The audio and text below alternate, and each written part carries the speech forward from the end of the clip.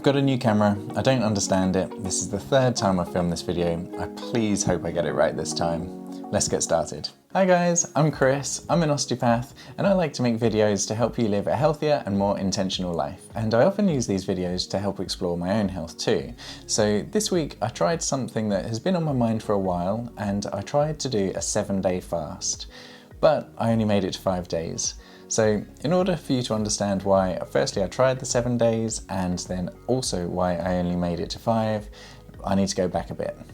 I first started fasting about 6 years ago, and I started because the evidence was becoming very clear about the health benefits. It helps maintain one's weight, or it can help you lose weight if you need to. It helps cell repair, it helps reduce inflammation in the body. It's been linked to longevity, and it helps improve your hormones. So for example, it makes your insulin more effective, which is kind of the opposite of what happens in type 2 diabetes. And over the years, I've explored different types of fasting. I've done the 16-8, where you fast for 16 hours and then eat within an 8-hour eating window. That's still what I do most days now, so 5 or 6 days a week, fast 16 hours. For a while I tried what they call the OMAD diet, the 1 meal a day, and I've done a few 3-day fasts. Along with all those benefits I just mentioned, in my last 3-day fast I noticed this intense stillness and calm that came over, and I recognised why so many ancient cultures use fasting as part of their spiritual practice. I really found that I was connecting with my mind and my body. And during those moments I realised, okay, now's the time I want to try my first ever 7-day fast.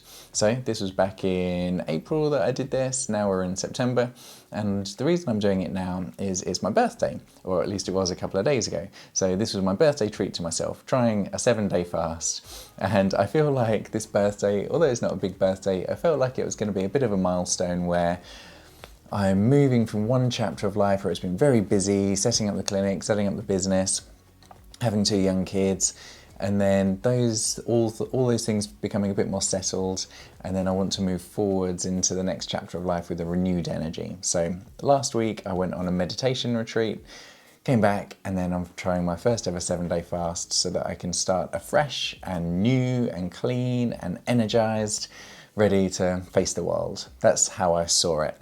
So let's move on to what the fast felt like, and then I'll share some of the lessons I gained from this fast, because there were some interesting ones. And then lastly, I'll tell you how I broke the fast, because you have to be pretty careful breaking the fast after not eating for 5 or 7 days.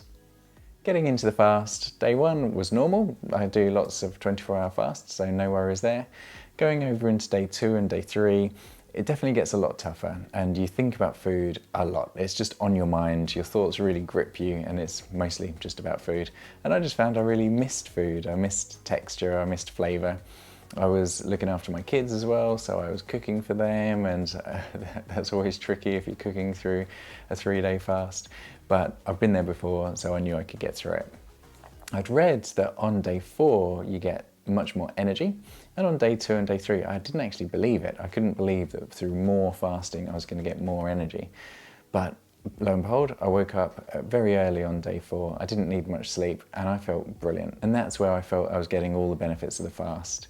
My back felt really good, my hands felt clean, I had this calm energy, and thankfully that was my birthday, so I planned it just right. And it just felt like all of the reasons I was doing the fast had come to fruition. But although it made me feel so good, it actually lulled me into a false sense of security. On day 5 I woke up, and I'd already made plans to go to London because I felt so good the day before. But when I woke up, my body was telling me to rest, and I felt very slow and very tired and very weak, but I didn't listen to my body. So I went around London, I carried a heavy backpack, I walked about 7 miles that day, and basically I just overdid it. I got home and had to pick my kids up from school, and by the evening of day 5 I was feeling pretty depressed and pretty awful. Whenever I'm getting someone into fasting, I always say to them, pay attention to whether you're just hungry, and you can kind of ride that out, or if you feel bad. And by the end of day 5 I felt pretty bad. So although it's been a long-term goal of mine to do a 7-day fast, really what I wanted most out of this fast was to feel a renewed energy so that I could hit the ground running with life.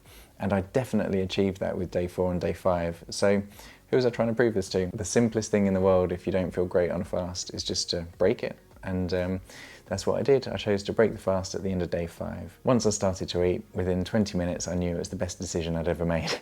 I felt so good, and when breaking fast I just felt this energy seeping back into my cells. My back started to tingle, my legs and my muscles, they started to tingle with this positive energy, and it was definitely the right decision. So although I tried the 7 days, I only made it to 5, but I feel really good for it. I broke the fast with a mug of bone broth.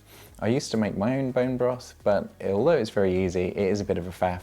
So I found a company called Spring Broth. I know the owner, Tom, and he's meticulous with how he makes his broth. It's fantastic quality, and he uses a process that I could never mimic at home. So if you're in the UK and you want to check out his company, I'll put a discount code below in the comments. Once I'd had the mug of bone broth, it was the most blissful feeling to have calories for the first time in a few days. And I let that settle for about half an hour, and then I had some vegetable soup, which I'd been making slowly in the background. I got through that vegetable soup over a period of 2 hours, so I was never eating lots in one go. I was having little bits, letting it settle, feeling it enter my body, and then after a couple of hours I was still hungry, so I had some scrambled eggs and some avocado. So with the broth, the vegetable soup, the scrambled eggs and avocado, I'd had a nice balanced load of food with all the different macronutrients, and by this point I was feeling pretty good. So my intention with this video is not necessarily to motivate you to do a 3 or a 5 or a 7-day fast, but maybe it has inspired you to do your first ever 16 or your first ever 24-hour fast. Or maybe it's helped you question your relationship with food. We really do live in a world of abundance, and we can access food whenever we want, and we kind of take that a little bit for granted. So testing yourself with these fasts and extended periods of time without food just helps you appreciate it a little bit more again. I'd be really interested to hear what you think in the comments below, and if you haven't already, consider hitting subscribe, where I make weekly videos to help you live a healthier and happier and more intentional life.